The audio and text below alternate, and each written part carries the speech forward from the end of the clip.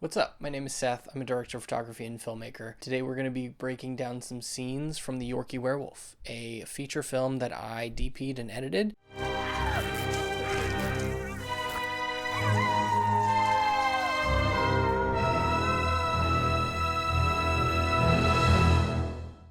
Great film to sit down with a couple drinks, a couple friends, a couple laughs. You know how it goes. The film was written and directed by Michael DiBiasio Ornelas and produced by him and his wife, Rebecca de Ornelas. I'm going to start these breakdowns with what stressed me out the most, the nighttime scenes. You're making her do this! You never did like me! That last part is accurate. These made me so stressed all the way up until we started shooting. About 3 days before we started shooting, I had my camera and lighting team over. We went through just a few different setups for nighttime stuff. At the time, I had not done a ton of outdoor night stuff, so I was really looking to see how much power would I need for certain ISOs, what level of light was I looking for, and what ratios was I looking for.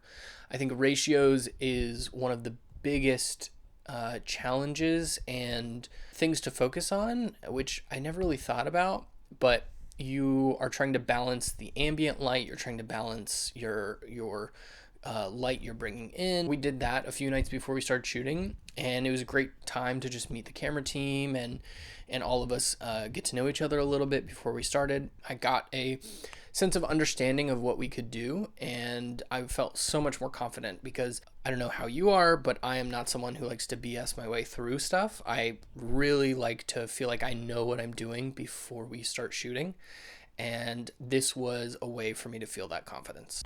This movie was a really scrappy horror comedy that was meant to be campy and zany and ridiculous. So we really tried to lean into the low budget aspect of it. They grow up so fast. What's wrong? Well, I wasn't serious about sacrificing him. At least I didn't think I was. We can see here we've got some nice soft moonlight coming from the right, and then I've got some hidden aperture tubes down around the ring where the fire is, and that's pretty much how I lit most of the outdoor night stuff. I've always had like some sort of soft moonlight source. In this case, it was very hodgepodge, like our lighting kit. It was a monolight shooting through, I think, a 4x4 shower curtain, and it turned out that was a really big waste of time and very cumbersome to move, and so we ended up opting for 4-foot softbox later on, which was so much easier to do. And I feel bad for everyone I was pushing for the shower curtain for some reason. It was just such a stupid idea at the time. So very thankful for the gaffer and Grip making it work out there. Also, during every single nighttime scene, I always had a monolight in the general direction of my main moonlight source, and I would point it the same direction across the trees far in the background. That way the background always had a little bit of detail. It was nighttime. We don't want to see a lot, but we just want to see enough to know that we're not just in a black void. The fire is over here.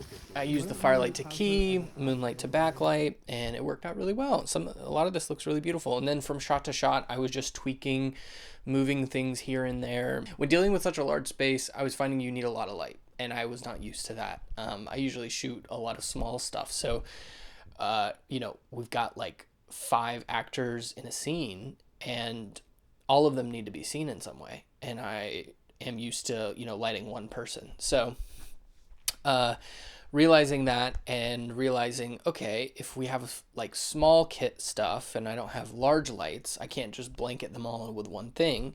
So each of them almost needs their own light, or each little miniature scene needs their own light. So that was a cool way I accomplished a lot of the film, is finding like what is motivating my lighting and then going from there and creating multiple sources from the motivation to light what I needed to see. And also try to make it look good as we're doing it. That's simple! I want all of you.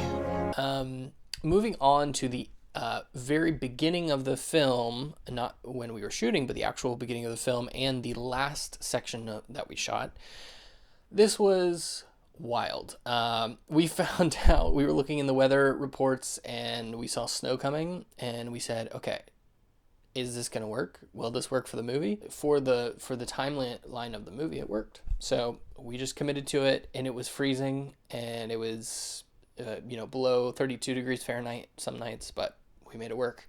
And the crew really made it work. Props to them and all the extras for coming out and doing awesome. Yeah, and if I remember correctly as well, another issue is just like getting power to all of those lights. Like we were running 100-foot stingers from the house that we were shooting in, and people were staying in to be able to power those lights. Like we didn't have a generator because I don't know if we just didn't have one or if the sound was an issue, but that creates issues itself. There's something about like getting an opportunity so early on in our career. How did you feel? Because this was a big feeling for me. How did you feel going into this as we were both very green? I was actually really, really excited. This was the first feature film I'd ever worked on.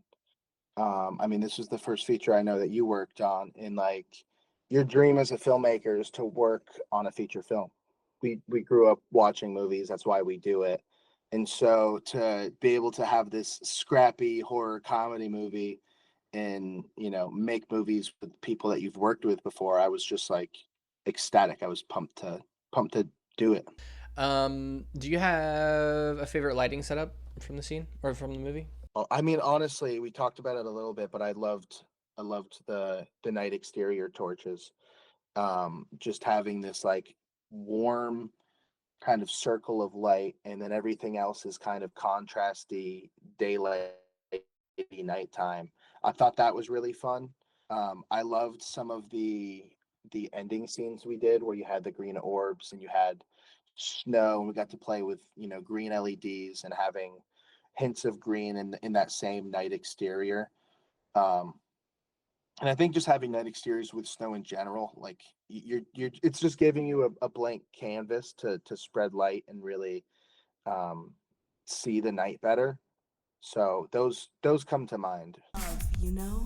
Olive oil throw basil beets so fresh. Mozzarella bars putting haters to rest. Parmesan draped with a trapful touch. This Italian. If you like this, please go watch the Yorkie Werewolf. And if you like this video breakdown, like and subscribe, shoot me a comment, ask me questions. Thank you so much for watching. I'll see you next time.